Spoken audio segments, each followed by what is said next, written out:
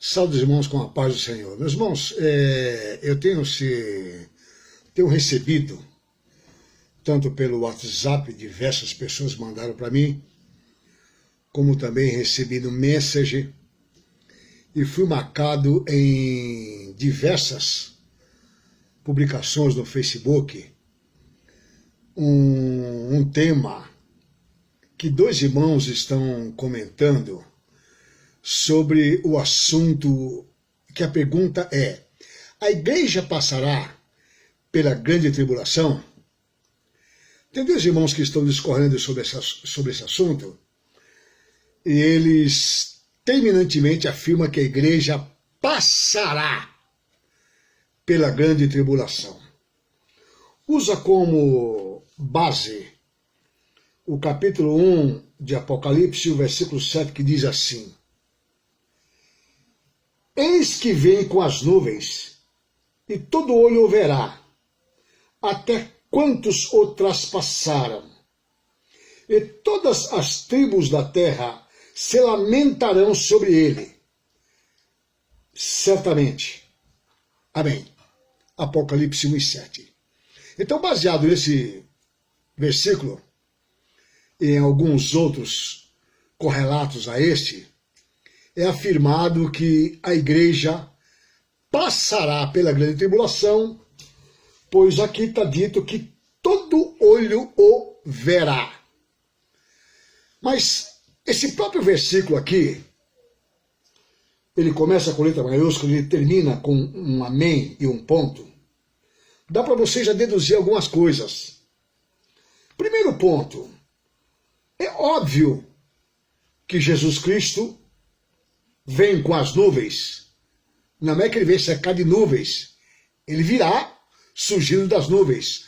Assim como em Atos está lá bem claro que enquanto os discípulos olhavam para cima, Jesus Cristo foi envolvido nas nuvens e apareceram os varões que falaram. Eles perguntaram, Atos capítulo 1, versículo 11, varões galileus, por que estáis olhando para as alturas? Esse Jesus que dentre vós foi assunto ao céu, assim virá, do modo como o viste subir. Então ele virá como subiu, ele descerá nas nuvens. Então é óbvio, isso aqui não tem o que discutir. E todo olho o verá. É óbvio que quando ele vier, todo olho o verá. Isso não tem o que discutir. Continuando, até quantos o traspassaram? Aqui é passado. Aí já surge o primeiro problema.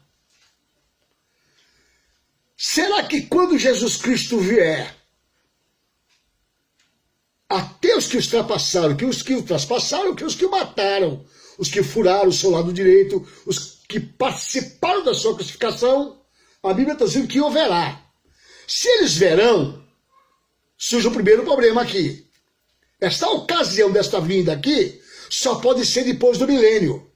Porque os que morreram só ressuscitarão depois do milênio. Então a primeira dúvida, a primeira coisa que tem que ser respondida. Então quando será isso aqui? Então eu estou afirmando, é depois do milênio. Aí depois vem todas as tribos da terra, se lamentarão sobre ele. Pronto. Primeira coisa, tente me questionar e me responder isso aqui pela Bíblia.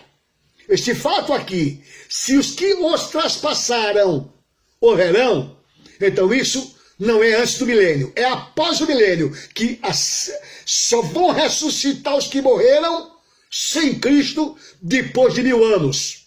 E nesses 1000 anos aconteceram muitas coisas. Então vamos à primeira. 1 Tessalonicenses, capítulo 4, de novo, eu vou voltar nele aqui, que isso aqui precisa ter algumas respostas. Versículo 16, capítulo 4, 1 Tessalonicenses, capítulo 4, versículo 16 e 17 diz assim, ó: porquanto o Senhor mesmo, dada a sua palavra de ordem, ouvida a voz do arcanjo e ressoada a trombeta de Deus, descerá dos céus e os mortos em Cristo ressuscitarão primeiro. Aí vem o 17. Depois nós, os vivos, os que ficarmos, seremos arrebatados juntamente com eles, entre nuvens, para o encontro do Senhor nos ares. E assim estaremos para sempre com o Senhor. Primeira pergunta que precisa ser respondida. Se ele virá, todo olho verá. Apocalipse 1:7 é aqui na terra ou é entre nuvens? Precisa ser respondido. Se é entre nuvens, então possivelmente aqui tem um fato que precisa ser esclarecido e que para mim é o arrebatamento oculto somente para a igreja do Senhor. Porque senão não haveria necessidade. Os mortos ressuscitam primeiro, depois nós iremos ao encontro do Senhor nas nuvens, nos ares. É a primeira coisa que precisa ser respondida. Outra coisa que eu quero deixar claro aqui é que o fato de reformadores A, B ou C não terem discorrido sobre o assunto não significa que eles estão certos. De maneira nenhuma.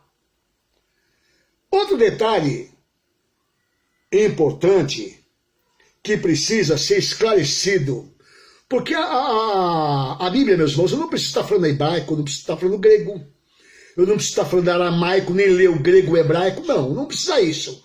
A Bíblia, as escrituras são análogas, ela se auto-explica. Tem alguns fatos aqui, Mateus capítulo 24, começa a primeira palavra de Jesus. Mateus capítulo 24, diz assim, olha, 24,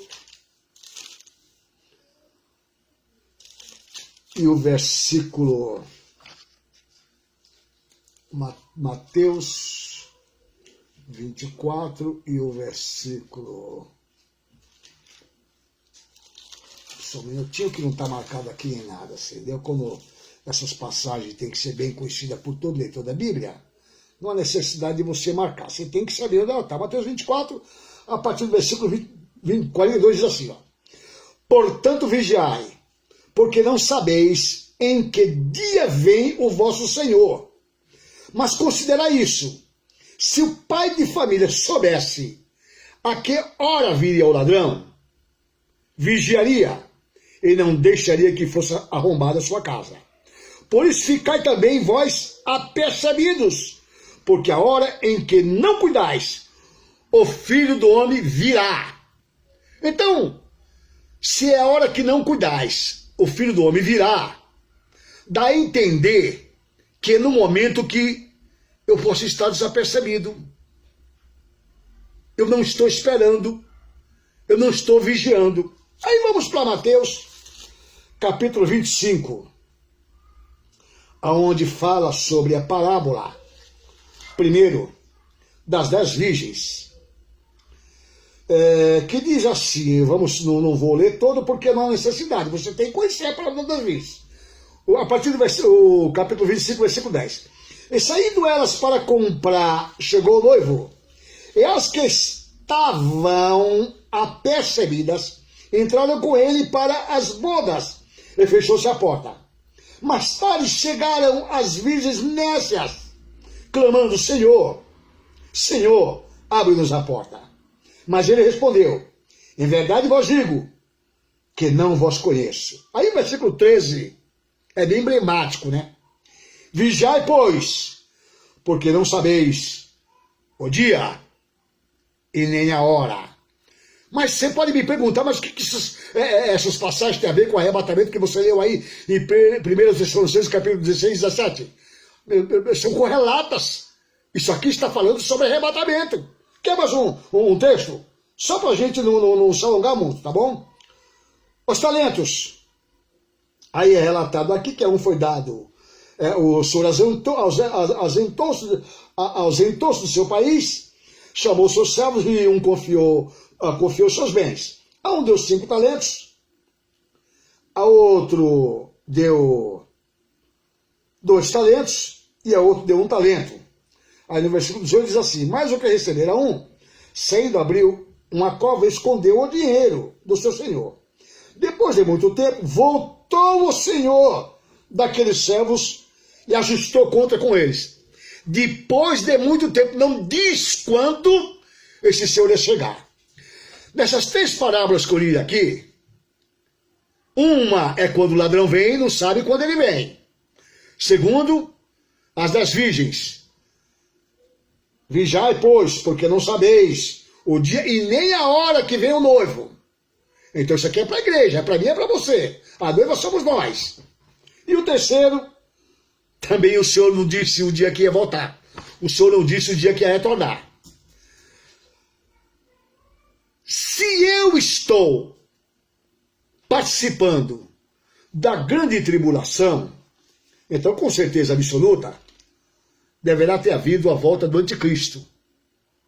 Se veio o anticristo, ele está manifestado, que ele pode se manifestar hoje, ele pode se manifestar amanhã, e eu tenho certeza absoluta que aqueles que têm o Espírito Santo saberão que esse será o homem da iniquidade, mesmo que ele ainda não comece a governar. Porque a grande tribulação, ela só terá início depois do segundo período dos 3 anos e meio finais. Então ele vai se manifestar de uma forma bondosa, enganará muitos crentes vão elogiar esse homem como o homem que nós precisamos. Hoje está aí o Papa clamando por um governo mundial, dizendo da necessidade de termos um líder mundial. Muitos serão enganados por ele, mas quem tiver azeite das suas lamparinas vão discernir que esse homem pode ser o homem da iniquidade. Mas se a igreja vai participar da grande tribulação e dos desmandos do anticristo, como é que você vai ser pego de surpresa? Explica isso para mim que eu queria entender. Cadê a surpresa? Então essas parábolas de Jesus, ela perde o significado. Elas são inócuas. Porque se elas têm um significado com arrebatamento, o ladrão que vem, e você não sabe quando ele vem. O noivo vem, você não sabe quando ele vem. E o Senhor que volta de viagem, você também não sabe quando vem. Então haverá surpresa. É por isso que manda vigiar. Se a grande tribulação já está acontecendo, então não haverá surpresa. Porque o mais desavisado dos crentes estará percebido pelo afligir dos ovos, da dificuldade, do óleo fervendo, a água entornando, fervendo. Ele vai, peraí, gente, a Bíblia está se cumprindo. Estamos vivendo o período da grande tribulação. Então, explique isso para mim.